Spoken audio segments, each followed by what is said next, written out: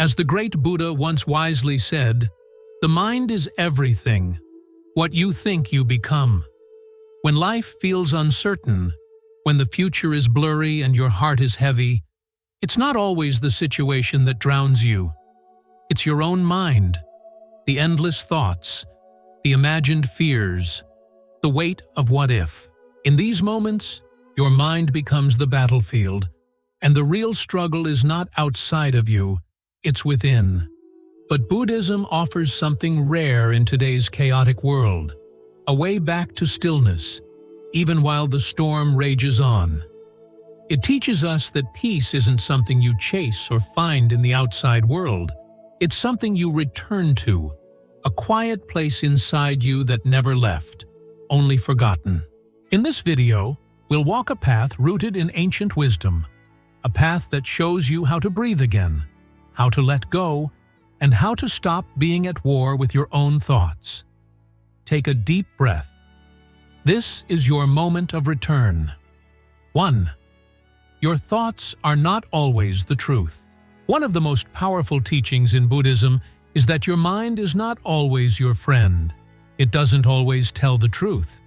In fact, the Buddha often described the mind as a wild monkey, jumping from one fear to another, constantly making up stories based on fear, insecurity, and past pain. When you're going through hard times, your thoughts can become especially loud and convincing. You may hear things in your head like, "I'll never make it, I'm not good enough, everything is falling apart." But here's the truth. Just because you think it, doesn't mean it's real. Thoughts are not facts, they are mental habits, patterns your brain has repeated over time, often rooted in fear, not truth. Buddhism teaches us to become observers of our thoughts, rather than believers in them. Instead of getting pulled into every negative thought, you can take a step back and simply notice it. Imagine your thoughts as clouds in the sky. Some are dark and heavy, some are light and fluffy, but none of them stay forever. And none of them are the sky itself.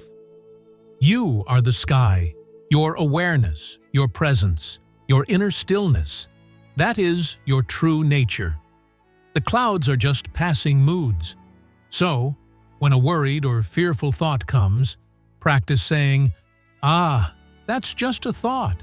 It's not who I am. It's not the full truth." Take a deep breath, let it pass, without reacting to it. This practice, called mindfulness, is like learning to sit beside a rushing river without jumping in. The more you recognize your thoughts as temporary and separate from your true self, the less power they have over you, and slowly you'll find a quiet confidence growing inside, one that no fearful thought can destroy. 2. Focus on the present, not the prediction. One of the main reasons we worry so much is because we leave the present moment and get lost in the future. We start imagining everything that could go wrong. What if I lose everything? What if I fail? What if I'm not strong enough to handle this? These thoughts create anxiety, not because they're happening now, but because our mind is making predictions. But Buddhism teaches us something simple and powerful. The future does not exist yet. The only thing that is real is this moment. Right here, right now. The present moment is the safest place you can be. It's where your breath is. It's where your body is. It's where peace lives. When you anchor yourself in the now, even just for a few minutes, your mind slows down.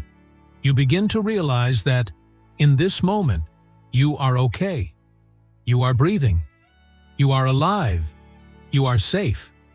It's important to understand that worry is usually not about what is happening now. It's about what might happen later. But the future is just a mental movie. It's not happening yet. And most of the time, the things we worry about never even come true. So instead of trying to predict the future or control what hasn't happened, practice returning to the now. Buddhism encourages simple methods for this, like mindful breathing, listening deeply to your surroundings, or paying attention to what your body feels. When your mind begins to spin with fear, ask yourself, what is actually happening right now? Am I okay in this moment? Can I take one mindful breath?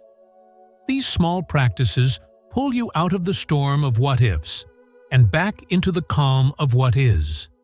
Because the truth is, you don't need to figure out the next 5 steps. You just need to take the next breath. And in doing that, you give your nervous system a chance to relax, your heart a chance to open, and your soul a chance to rest. First, you stop drowning in imaginary futures and start living in real peace. 3. You can't control everything, but you can control this.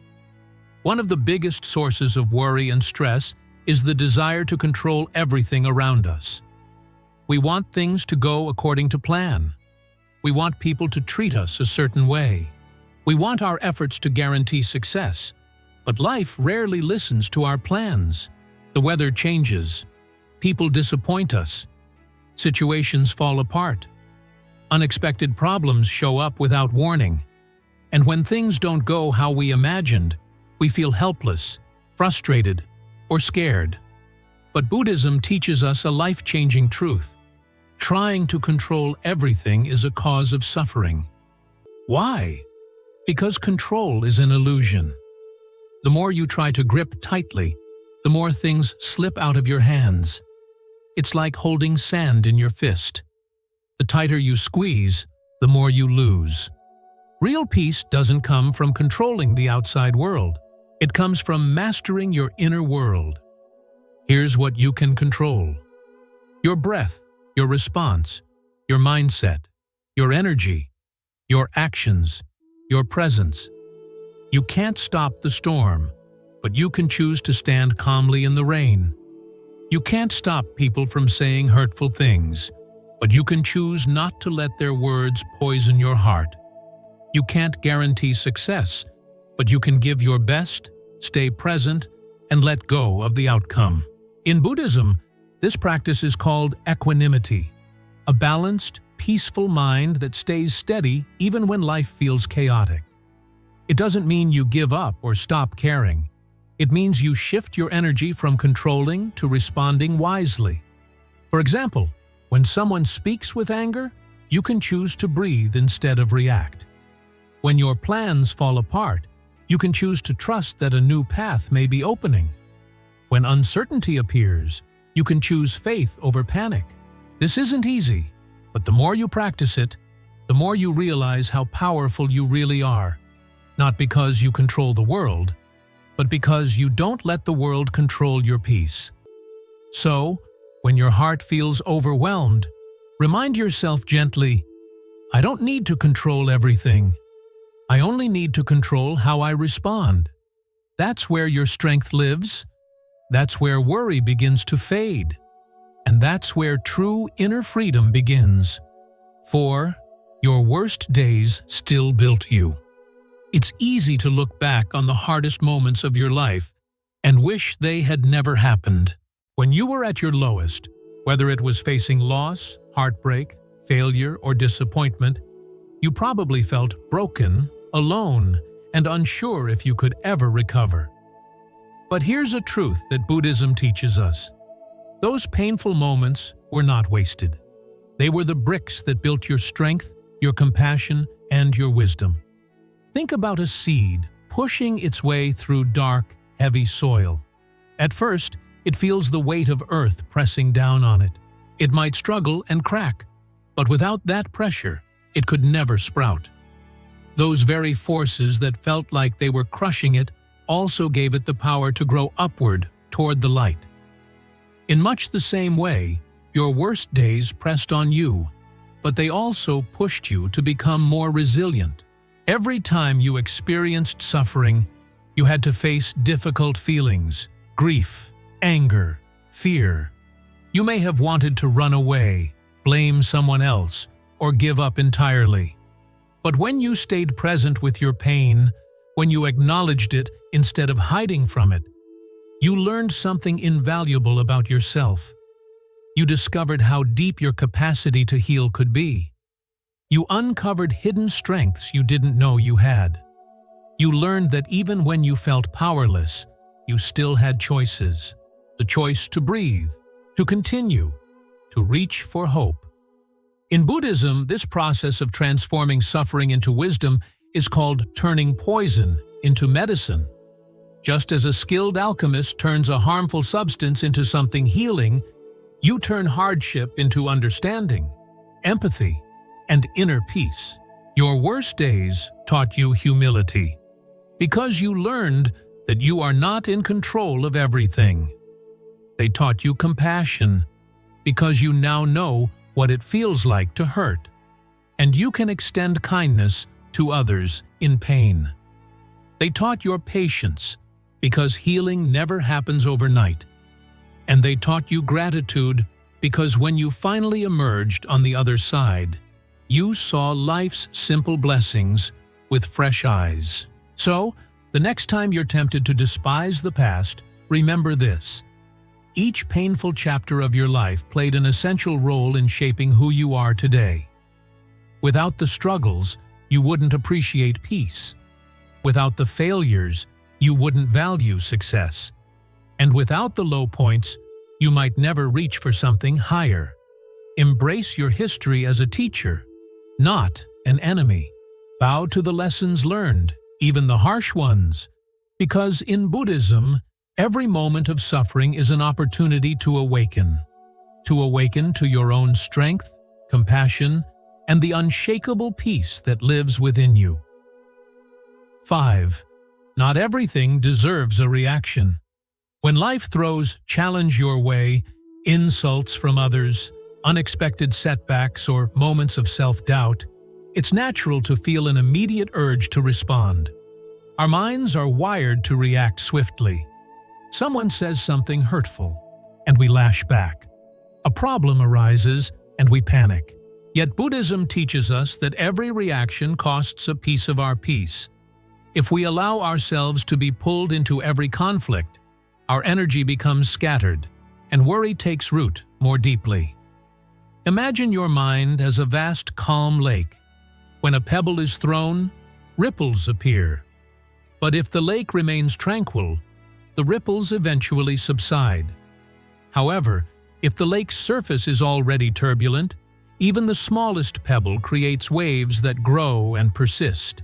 In the same way, if your mind is agitated, filled with fears, frustrations, and unprocessed emotions, any external pebble, an unkind word, a sudden change in plans, a reminder of a past mistake, can set off a storm of reactions. Buddhist wisdom encourages you to cultivate a state of inner stillness, so that minor disturbances don't automatically trigger a response. This doesn't mean you become passive or uncaring. Rather, it means you learn to pause before reacting. In that pause, you create space to choose a wise response instead of an immediate, often knee-jerk reaction. When someone criticizes you harshly, your first impulse might be to defend yourself, to strike back, or to shut down. But if you breathe and observe your feelings, anger, hurt, or shame, without immediately acting on them, you give yourself time to see whether a reaction is truly necessary. Often, you'll realize that the words were more about the speaker's own pain than about you. By choosing not to react, you preserve your peace and your relationships. Consider daily annoyances: a long line at the store, a rude driver cutting you off, a notification that disrupts your focus. None of these moments deserves a full-blown emotional storm. Yet when you allow yourself to react, clenching your fists, clenching your jaw, your heart racing, you carry unnecessary tension. Buddhism teaches mindful awareness. Notice the irritation rising in your chest. Recognize the impulse to clench, and then choose to let it pass. You might even silently remind yourself, this is just a passing moment. It does not need my full attention. In doing so, you free up mental and emotional space for things that truly matter. Another source of unnecessary reaction is the inner critic, the voice that judges every misstep, every flawed thought. When you make a mistake at work or fail to meet your own expectations, that inner voice says, "See, you're not good enough." If you react by spiraling into guilt or shame, you create further suffering. Instead, Buddhism invites you to observe that inner judgment as if it were someone else's nickname, just a voice that doesn't hold the ultimate truth. By not reacting to that critic, you weaken its power. You discover that self-worth isn't defined by every fleeting thought or error. Not everything deserves a reaction, because most disturbances, both external and internal, are temporary. They flicker in and out like passing clouds. If you practice remaining centered, you realize that reacting to each one is like trying to catch every cloud in your hand. You end up exhausted, with hands full of mist. The practice can start small. The next time you feel anger swell, place a gentle hand over your heart. Take 3 deep breaths and let the sensation settle. You might say to yourself, "I acknowledge this feeling, but I do not need to act on it right now." Over time, this pause becomes a habit. You'll find that even when the world seems chaotic, people arguing, plans derailing, unexpected news, you don't immediately lose your balance. Instead, you maintain a calm center. Worry begins to lose its grip because you're no longer fueling every fear with a reaction. Ultimately, Buddhism teaches that true wisdom lies in discernment, knowing which things deserve your attention and energy, and which things are merely passing disturbances. By refusing to react to every impulse, you conserve your inner resources. You protect your heart from needless pain, and you create a steady foundation of peace that even the fiercest storms cannot uproot. 6. Reframe the problem as a path. When you're in the midst of a crisis or struggle, it's natural to see the challenge as something to be avoided or defeated. You may feel trapped by circumstances, believing that the problem is a dead end rather than an opportunity. Yet Buddhism offers a radically different perspective. Every difficulty you face can be a gateway to growth and awakening. Instead of seeing obstacles as roadblocks, you learn to view them as signposts pointing you toward deeper wisdom. Imagine walking through a dense forest and encountering a fallen tree blocking your path. You could stand there, frustrated, convinced that your journey is over. Or you could walk alongside the tree, discover a small opening beneath its branches, and continue moving forward. In that narrow gap, you might notice new plants, fresh sunlight filtering through the leaves, or a hidden stream you never would have seen otherwise. The obstacle itself becomes part of your adventure, a lesson in adaptability and perspective. Buddhism calls this process turning poison into medicine. Every problem has within it the seeds of its own solution, if only you're willing to look deeper. When a relationship ends, rather than seeing it as a devastating failure, you can ask yourself, what can I learn about compassion, healthy boundaries, or self-worth from this experience? When your career hits a setback, you can inquire, what hidden talents am I being invited to develop? What new direction might emerge from this challenge? By reframing, you transform the energy of fear and resistance into curiosity and intention. This shift doesn't mean you pretend everything is fine when it's not. It doesn't deny the pain you feel.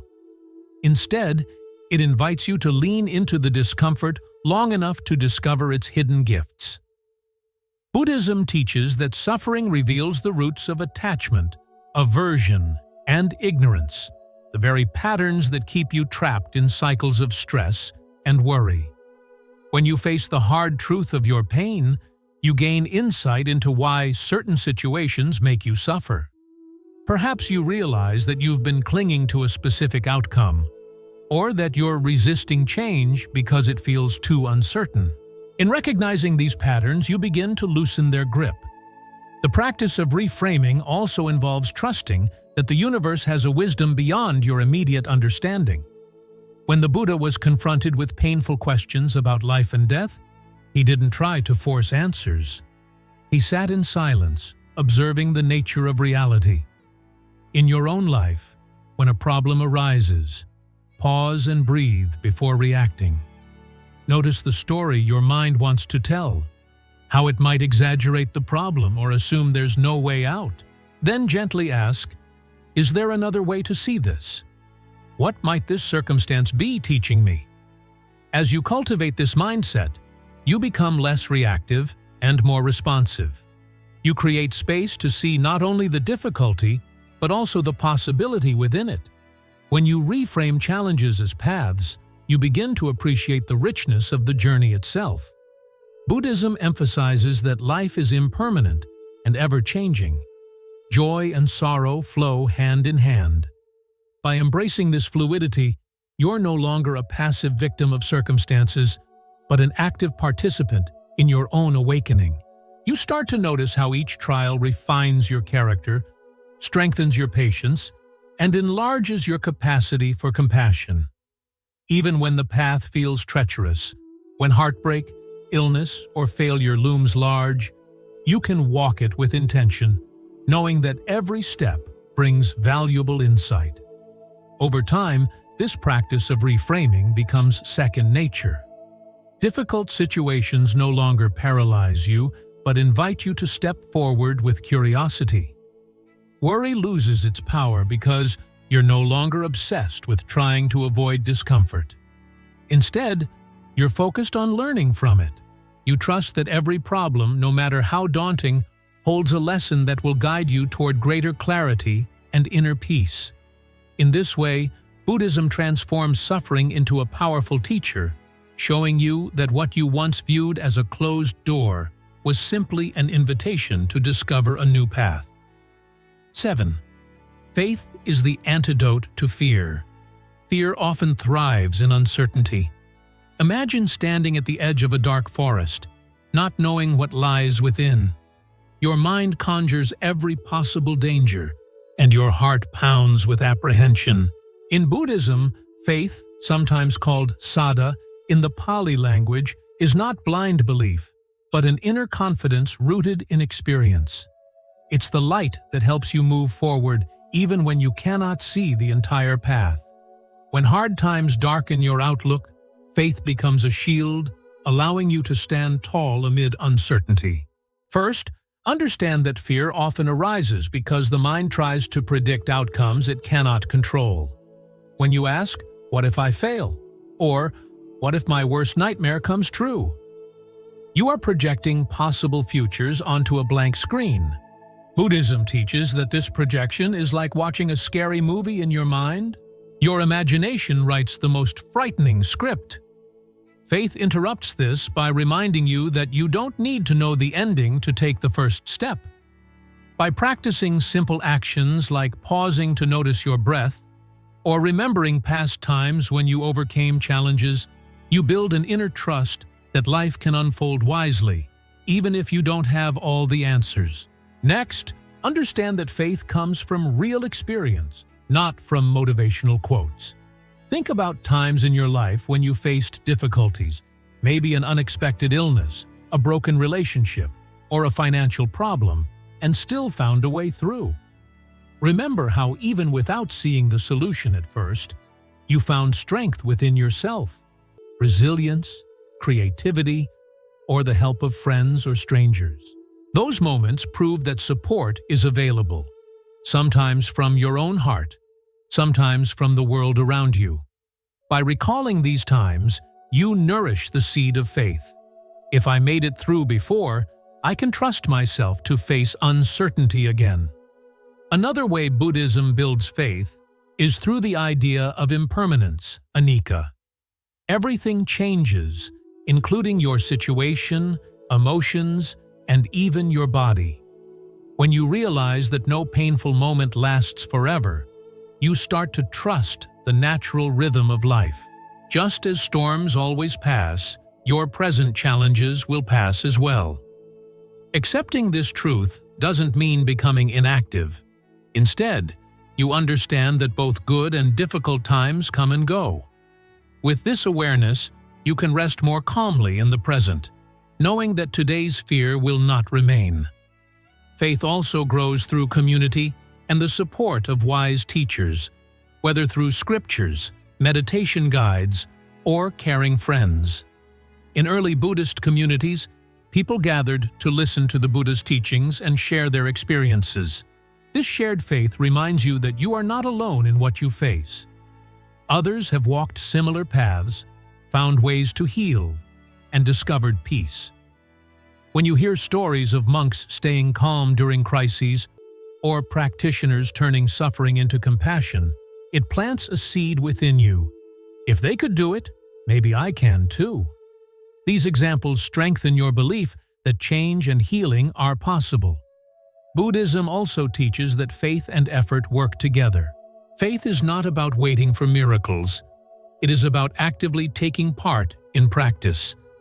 Even one sincere breath taken mindfully can strengthen your conviction. When fear grips your mind, you can say, "I trust that by returning to my breath, clarity will come." Each time you do this, every moment you choose mindfulness over panic, you strengthen the link between fear and faith. Over time, that link becomes strong enough that fear no longer controls you when uncertainty appears. Think about how faith transforms your relationship with fear. Instead of seeing fear as an enemy to fight, you begin to see it as a messenger, showing where deeper trust or understanding is needed. When fear arises, you pause and ask, "What is this fear trying to show me?" It may uncover hidden attachments, unspoken concerns, or forgotten hopes. Faith helps you meet this message with curiosity rather than avoidance. You may discover that beneath fear lies a desire for meaning, a need for connection, or a wish to live by your true values. In this way, faith becomes a remedy for fear, not because it removes all anxiety, but because it changes how you respond. With faith, you acknowledge fear and still choose to move ahead. You trust that each breath and each moment of awareness will bring the clarity you need. Over time, as faith deepens, you see that fear loses its power to freeze you. Instead, it becomes a gentle signal, encouraging you to gather strength, rely on inner resources, and step forward into the unknown. In the end, these 7 lessons are more than ideas. They are practical reminders that you can change how you respond to fear and hardship. Your thoughts are not always facts. The present moment is all you truly have. You may not control everything, but you can always choose your response. In practice, every painful experience has strengthened your resilience. Not every disturbance needs a reaction. Every challenge holds a lesson. And faith, rooted in remembering past strength and trusting impermanence, will support you when fear appears. As you practice these teachings, you slowly shift from being overwhelmed by outer conditions to feeling grounded in your inner wisdom. Worry may still arise, but it no longer needs to linger. You learn to sit with uncertainty, breathe through it, and move forward with steady calm. May these principles guide you whenever life feels heavy. Return to them whenever you need. Read them, reflect on them, and let them guide you back to peace. By doing this, you will find that even in difficult times, your heart can stay open, your mind clear, and your spirit continue to grow. Thank you for watching. If these lessons touched you, take a moment now to breathe deeply, honor your progress, and step gently into the next moment.